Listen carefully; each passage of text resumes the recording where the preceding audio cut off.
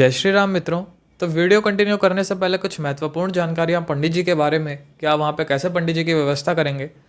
तो सबसे पहले अगर आप गया जी पहली बार आ रहे हैं और आपके पास एक ही दिन का समय है और आप कम से कम खर्चे में पिंडदान का कार्य कराना चाहते हैं तो आपके लिए भारत सेवा आश्रम संघ ठीक रहेगा, क्योंकि वहाँ पर वो एक ही दिन में 2 घंटे के अंदर सारा कार्य करा देते हैं।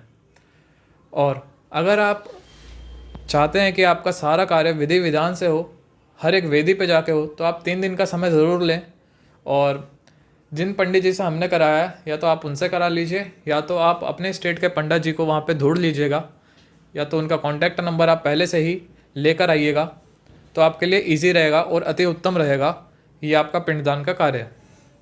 तो हमने जिन पंडित जी से कराया मैं उनका कॉन्टैक्ट नंबर और एड्रेस सारा कुछ आपको दे दूँगा, तो आप उसके लिए निश्चिंत रहिए। आपसे वो पहले ही जो भी खर्चा है वो आपको बता देंगे, फिर आप उसके हिसाब से अपना मैनेज कर लेना। ठीक है, अब वीडियो कंटिन्यू करते हैं। तो साथियों, अभी मैं अपने माता पिता जी के साथ जा रहा हूँ यहाँ से सीधा फाल्गु नदी, जहाँ पे हमारा पंडित जी वेट कर रहे हैं, और वहीं पर ही सारा पिंडदान का कार्य होगा और फिर उसके बाद विष्णुपद मंदिर में भी पिंडदान का कार्य होगा। तो चलिए चलते हैं और आपको भी दिखाते हैं।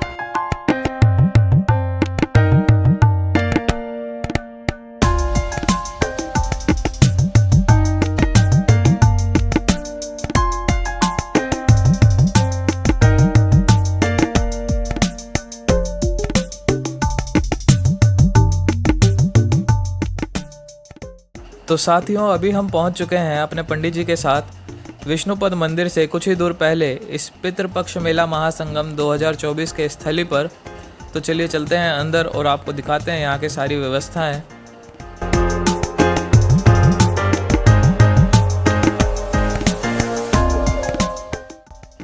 फाइनली हम पंडित जी के साथ पहुँच चुके हैं फाल्गु नदी के तट पर, और जो सबसे पहले पिंडदान का कार्य शुरू होगा वो इसी तट से स्टार्ट होगा। तब तक के लिए मैं आपको यहाँ के बारे में कुछ पौराणिक कथाएं और यहाँ के महत्व के बारे में बता देता हूँ। तो सबसे पहले हम इस गया क्षेत्र के बारे में जानते हैं कि इसका नाम गया कैसे पड़ा। यह नाम गयासुर नामक एक असुर पर पड़ा जो त्रेता युग में रहता था। यह भगवान विष्णु जी का परम भक्त था और घोर तपस्या करके भगवान विष्णु जी से वरदान प्राप्त किया कि यह सभी देवताओं सहित अप्रत्यक्ष रूप से एक शिला में विराजमान रहेगा और इसको देखने या छूने मात्र से कोई भी मनुष्य मुक्ति को प्राप्त हो जाए। जिसके कारण देवता लोग सारे चिंतित हो गए और फिर उन्होंने इसके निवारण के लिए सभी देवताओं ने एक यज्ञ का अनुष्ठान किया, जिसमें गयासुर का पूरा शरीर मांगा। फिर गयासुर ने पूरा शरीर दे भी दिया, और जो उसका शरीर था वो 5 कोस के भूखंड में फैला था। तो ये जो 5 कोस का पूरा भूखंड था, इसी क्षेत्र को गया कहते हैं। और जो ये गयासुर था, इसके पुण्य प्रभाव को देखते हुए भगवान विष्णु जी ने इसके छाती के ऊपर अपने पैर रखकर उसे दबाया, और जहाँ पे वो चट्टानी स्थित थी उनके पैरों की छाप वहाँ पे रह गई। ठीक उसी जगह पे भगवान विष्णु जी का मंदिर है, जिसे हम विष्णुपद मंदिर के नाम से जानते हैं।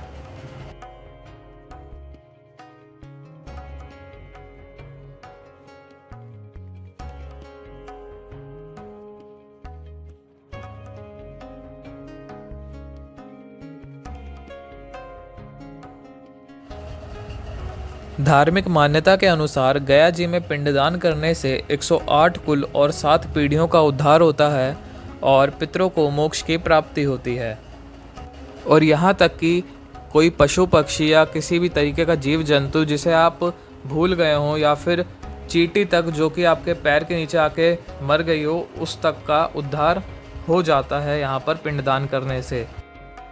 और अब मैं आपको बताता हूँ कि गरुड़ पुराण के मुताबिक गया में प्रभु श्री राम और माता सीता एवं लक्ष्मण जी ने अपने पिता राजा दशरथ जी का भी पिंडदान किया था, और राजा दशरथ जी ने स्वयं आके माता सीता जी को कहा कि वह उनको पिंडदान दें, और माता सीता जी ने यहाँ पर उन्हें बालू का पिंडदान दिया।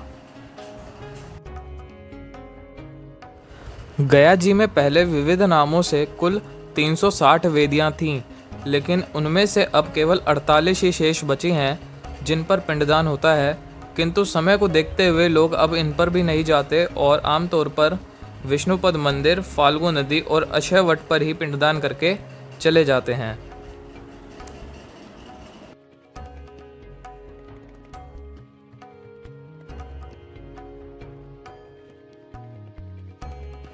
आमतौर पर फाल्गु नदी में कभी भी इतना पानी नहीं होता है, लेकिन यहाँ के निवासियों ने बताया कि यहाँ के पास के डैम से पानी छोड़ा गया है, जिसके कारण वर्ष यहाँ पर इतना पानी है। विष्णुपद मंदिर में फ़ोन अलाउड नहीं था, इसलिए मैं सीधा बाहर चला आया इस लस्सी की दुकान पर लस्सी पीने, और फिर मैं अब यहाँ से जाऊँगा विष्णुपद मंदिर, क्योंकि वहाँ पे मेरे माता पिताजी पिंडदान दे रहे हैं, और फिर यहाँ से हम सीधा अपने आश्रम की तरफ चले जाएंगे।